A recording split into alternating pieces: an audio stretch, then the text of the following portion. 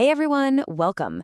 So today we're tackling a really big topic, confidence. But we're going to look at it from a different angle. See, it's not just something you have, it's a choice you make. It's a gift you actually give to other people. Now, to really get what I mean by that, let me start with a quick story. Okay, so I want you to imagine you're about to board a ship for a big trip. The captain comes out to greet you, and the first one says something like this. Hi, I'll be your captain for this journey. Yeah, you'd be looking for the exit, right? No way you're getting on that ship. But now picture this instead. The captain walks out and says, "Hello, my name is Montana. I'll be your captain for this journey. Enjoy the ride." See? The difference is everything. One just fills you with panic, and the other, total trust. And that right there, that is the whole point. Because when you're the one speaking, whether you're giving a presentation or leading a meeting or even just talking to a group, you are the captain. The way you come across, how confident people think you are, that has a huge impact on how your audience feels. You're the one setting the tone for their entire journey with you. So that leads to the big question, right? How do you become that second captain? You know, the one who makes everyone feel safe, feel ready for the ride, even if on the inside you're a nervous wreck? Well, it turns out there's a whole set of practical, learnable tools that absolutely anyone can use. We're going to start with what's called the outer game. Think of these as 4 physical, tangible tools you can use to act confident, no matter what's going on inside your head. It's all about what your audience can actually see and hear. So these 4 tools are your volume, how you use pausing, your posture, and how you practice. Let's dig into each one. All right, first up, volume. Look, you don't have to shout at people, but you do have to speak up. Imagine a volume dial from 1 to 10. That first nervous captain, he was probably talking at like a level 3. A confident captain, a confident speaker, is aiming for a solid level 5. It's not crazy loud, but it sounds like you're engaged, you're ready, and you mean what you say. It just signals to everyone listening that you actually believe in your own words. Okay, tool number 2 is pausing. You know how when we get nervous, we tend to rush? We fill every single little gap with ums and ahs and you knows. The trick is to replace those filler words with silence, an intentional pause. When you do that, it adds so much weight to what you're saying. It gives your audience a second to catch up and absorb your point, and it makes you look like you are completely in control. You got to learn to own that silence. All right, technique number 3 is all about your posture. Your body language says so much before you even open your mouth. So I want you to think superhero pose. Stand tall, shoulders back, open up your gestures. And here's the secret, and it's so simple, but it's so powerful. Your audience cannot read your mind. They have no idea you're nervous. All they know is what they see. So that confident posture you're showing them, that becomes their reality. And the last tool for the outer game is practice, but not just any practice. I'm talking about purposeful practice. This is not about just reading your notes to yourself over and over again. I mean, that's like a pianist just reading the sheet music without ever actually touching the piano keys. You have to perform it. You have to actually do it. So what does purposeful practice look like? Well, for starters, you actually schedule it. Put it in your calendar. And when you practice, you stand up, you say the words out loud. A really great pro tip is to rehearse your opening and your closing at least 3 times. Those are the moments people remember most. And you gotta do it. Record yourself.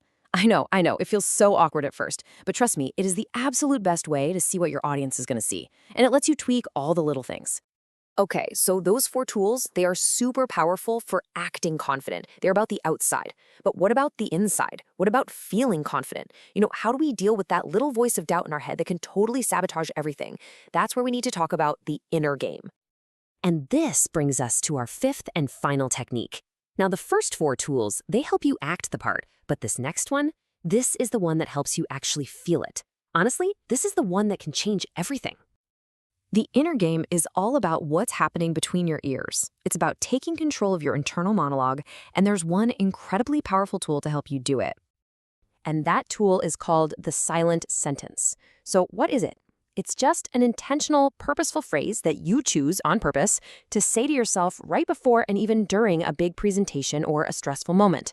Think of it like your own personal, internal script. So the person who came up with this framework, she shared that for years, her own inner voice was just brutal. It was constantly saying things like, what if you totally mess this up? You have to be perfect.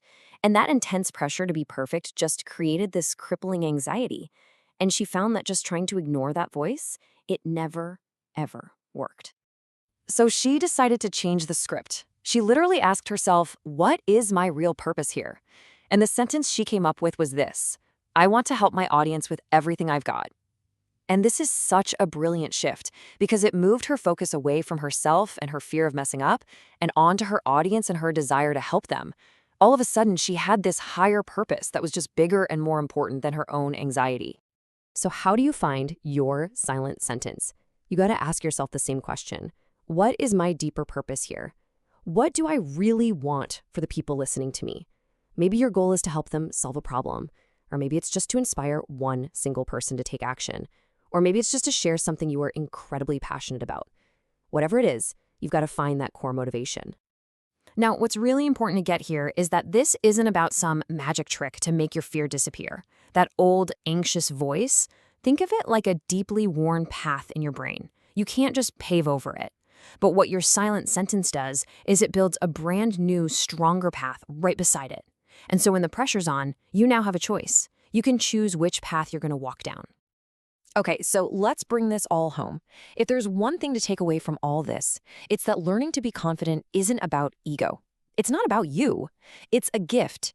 It's a profound gift of safety and comfort that you are giving to your audience. So, just to recap the 5 tools you need to become that confident captain. 1. Speak at volume level 5. 2. Pause like a boss.